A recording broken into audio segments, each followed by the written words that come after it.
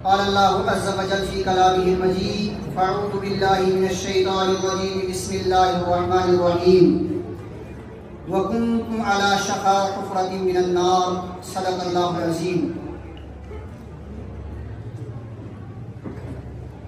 صدر مجلس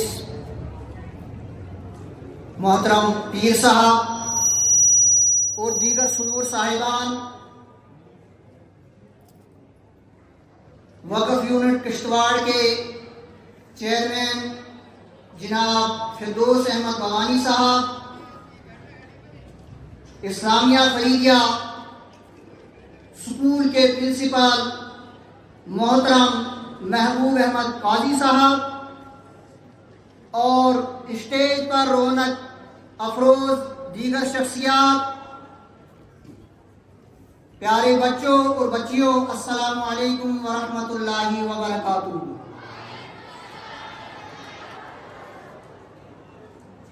یقیناً ہم سب اس وقت جس مجلس کے اندر جمع ہوئے ہیں، اس مجلس کی تار اور اس کا کنیکشن جناب محمد رسول اللہ صلی اللہ علیہ وسلم کے اس فکری انقلاب کی طرف جڑتا ہے جو آپ علیہ السلام نے اپنی بعثت سے لے کر اور قیامت تک آنے والی انسانیت کے لیے آپ علیہ السلام نے جو تعلیمات دی اور جو قرآن مقدس کی آیت کریمہ میں نے آپ حضرات کے سامنے تلاوت کی۔ قرآن مقدس جس معاشرے کی ترجمانی کرتا ہے اور کہتا ہے کہ وہ لوگ اس وقت بالکل کنارے تک پہنچ چکے تھے، اس میں گرنے ہی والے تھے، وَكُنْتُمْ عَلَى شَفَا حُفْرَةٍ مِّنَ النَّارِ، وہ تو آگ کے بالکل کنارے پہ پہنچ چکے تھے، بس اس میں گرنے ہی والے تھے۔ میرے اور آپ کے آقا جناب محمد رسول اللہ صلی اللہ علیہ وسلم تشریف لائے، آپ نے انسانیت کو جہالت اور دیگر طرح کی جو خرافات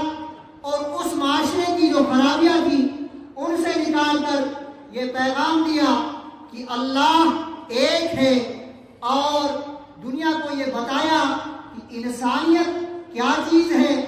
اور انسانوں کو یہ بتایا کہ تمہیں اللہ تبارک و تعالیٰ نے یوں ہی دنیا کے اندر نہیں بھیجا ہے۔ تو میرے ساتھیوں،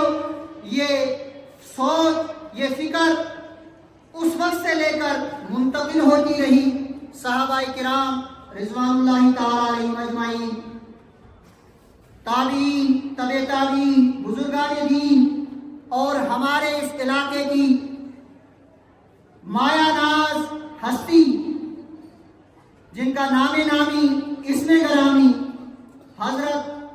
شاہ محمد فرید الدین بغدادی رحمت اللہ علیہ،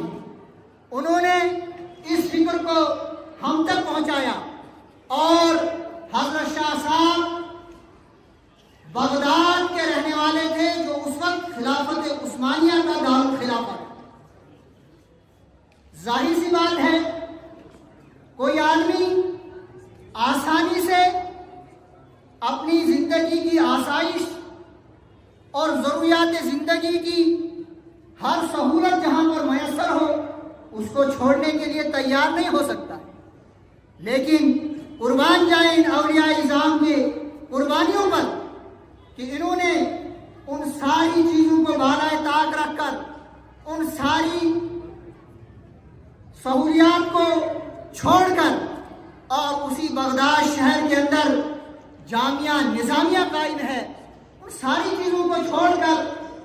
صرف اور صرف اس لیے کہ اللہ کے دین کو اللہ کے بندوں تک پہنچانا ہے، رسول اکرم صلی اللہ علیہ وسلم کی اس فکر کو آپ علیہ السلام کے امتیوں تک پہنچانا ہے۔ آپ نے ان سہولتوں کو چھوڑ کر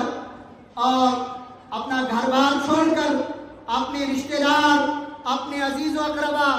اور اپنے محبین سب کو چھوڑ کر اور ایک دور دراز علاقے کا سفر کیا، اور یہاں کی دشوار گزار پہاڑیاں، اور یہ وہ دور تھا کہ ایک جگہ سے دوسری جگہ سفر کرنا اتنا آسان نہیں تھا جتنا آج کل کے دور میں۔ آج تو گھنٹوں کا سفر گھنٹوں میں طے ہو جاتا ہے، دنوں کا سفر گھنٹوں میں طے ہو جاتا ہے۔ یہ وہ دور تھا جہاں رہزنوں کا خطرہ، ڈاکوؤں کا خطرہ اور راستے کی دشوار گزار جو مسائل تھے ان کا خطرہ، ان سارے خطروں کو سامنے رکھتے ہوئے، ان سارے خطروں کو جانتے ہوئے حضرت شاہ محمد فرید الدین بغدادی رحمۃ اللہ علیہ نے اس سرزمین کا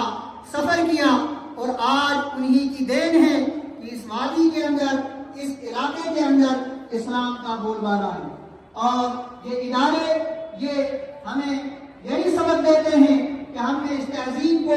زندہ رکھنا ہے۔ اور ابھی ہماری بچیوں نے جو یہاں پر تقریر پیش کی، میں آپ سے یہ بات عرض کرنا چاہتا ہوں کہ اسلام کے اندر عبادات کا بہت بڑا حصہ ہے، اور اس سے ہٹ کر آپ چلے جائیے، اخلاقیات جو ہیں وہ ہمارے معاشرے سے رفتہ رفتہ رخصت ہو رہی ہیں۔ میرے ساتھیوں، ہم سب نے